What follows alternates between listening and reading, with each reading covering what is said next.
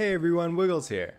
Tarisland just came out and there's a ton of things to learn about the game. In this video, I put together 10 tips that may not be obvious to all the players when you first start playing the game, aiming to help you get started and join this game quicker. Alright, let's just get right into it, shall we? So first thing is that you can click on the map to run to that location.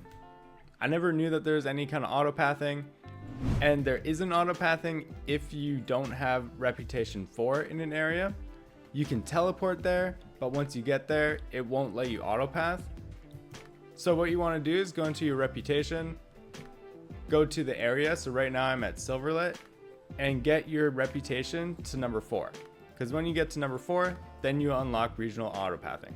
I currently have it in Ancash Canyon, so we can go out there. And here you can see I can just double tap here. My character will start teleporting. So yeah, I can just double click here, and my character will just start autopathing that way. It's really handy, saves you a ton of time. And if you didn't know, you are able to autopath, well, at least on PC, by pressing numlock. Numlock is the default, you can always change this. And this just lets you just run forward. So you can always move it as you're running forward. It usually will get stuck on something like this. But using that other autopathing technique is just super easy for getting around all the corners. So I briefly mentioned it, but the next tip would be to increase your reputation, but also do it strategically. Because as you increase your reputation, you'll start unlocking more items that you can get. So in this case, if you reach a reputation of 11 with Ancash Canyon, then you can unlock this blue horned mount.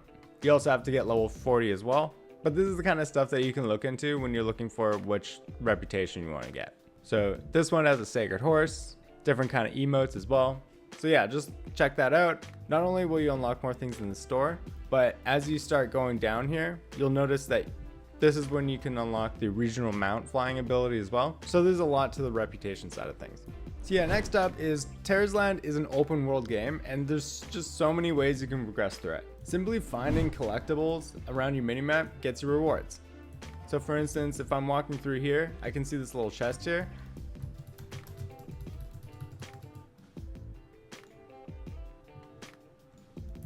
All I had to do is just touch that boss once, and now I can open this chest. So not only chests, but there's also these feathers that you can find.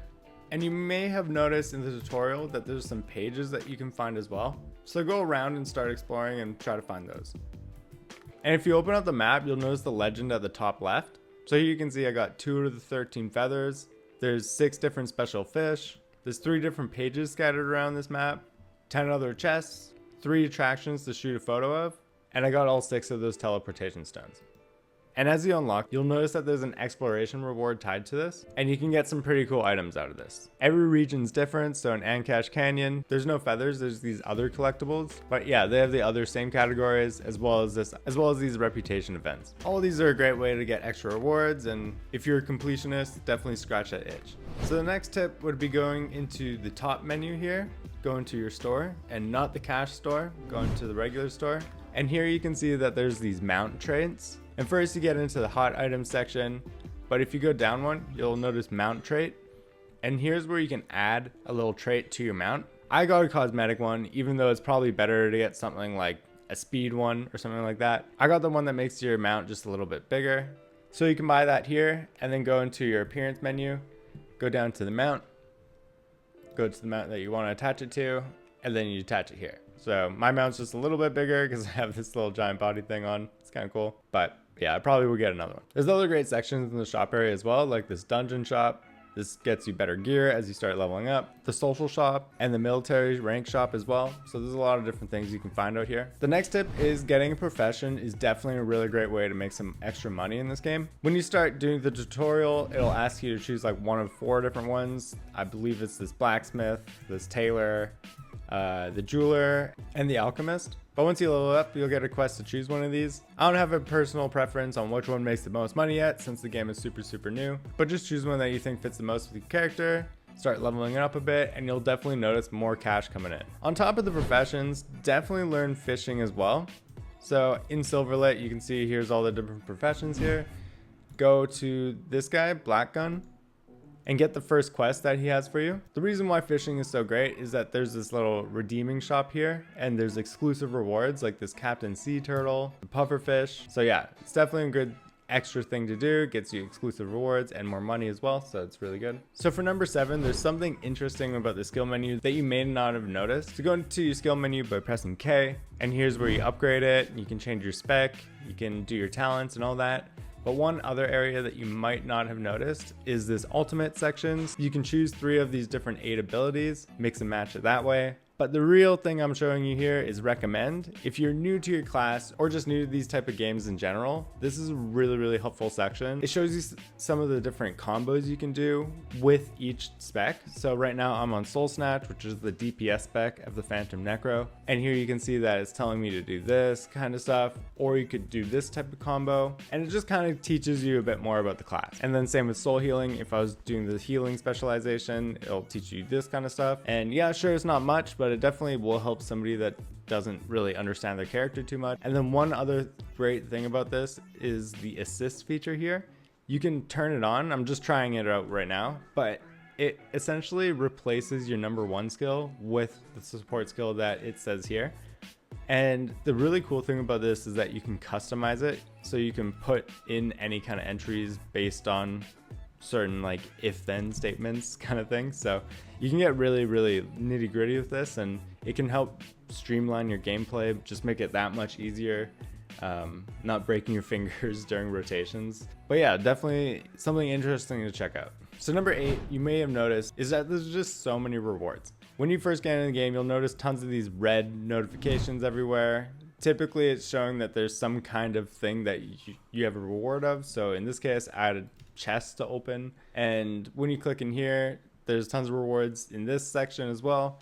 But one thing I didn't notice, and the main tip here, is to look around these bottom tabs, because there's way more rewards than you would have expected. So like there's the season rank, you can go into here and here, there's more rewards there than like the battle pass here.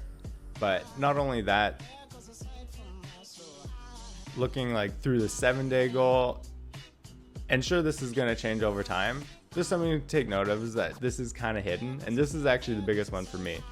When I went into the star menu, this is usually what I just saw and I clicked out, but then there's this leisure time event here, there's invite friends, test reward. I did this and got that awesome tiger that you saw at the start of this video. So definitely go do this kind of stuff. Number 9 is a little bit more quality of life stuff. You can sell your items just in your inventory like this, so you don't have to go to any kind of vendor. It's just really handy. You don't have to waste that time walking out somewhere to sell something. And the easy way to sell multiple items at once is by going into your backpack, click on the sell button at the bottom, and then here you could just left click all the items you want. And when they're selected with the check mark, then they're going to be in the batch that you're selling, and you can sell like the whole stack at the same time as well, which is super handy. But yeah, you can just sell it this way. And then one other big tip is if you're doing any kind of life skilling, you're going to notice that your bags definitely fill up really quick. A way to help that is by going to your warehouse. So here, this guy, he has just tons of different slots that you can put your items in. And yeah, at early game, it's not that useful, but it definitely will become useful as you start leveling up through the game. And lastly, number 10, this game does have microtransactions, but you can totally play this game completely free and still enjoy it. Go into your appearance tab by pressing P, and here's where you can kind of change how your character looks a bit. Right now I don't have any other options for costumes, but as this game progresses, I'm sure I'll unlock some for free. And same with weapons. But one interesting thing is in the pendants section at the bottom, we do get some free items right away. So I have shush and exclamation mark. And yeah, there's many other sections here that you might not have noticed. So like the mount section I mentioned earlier, there's all these flying mounts that I don't have yet as well. There's a tombstone section and a section for pets. So yeah, you can go in here, change this up. We already have some free rewards, and I'm sure just as this game goes on, as time goes on, there'll be even more. Thanks for watching this video, everyone. I hope it helped you out. If it did, please give it a like so YouTube knows it's a good video, so it can show this video to more people like yourself. And please subscribe to my channel to see more great Tarisland videos just like this. Have a great day, everyone. Cheers.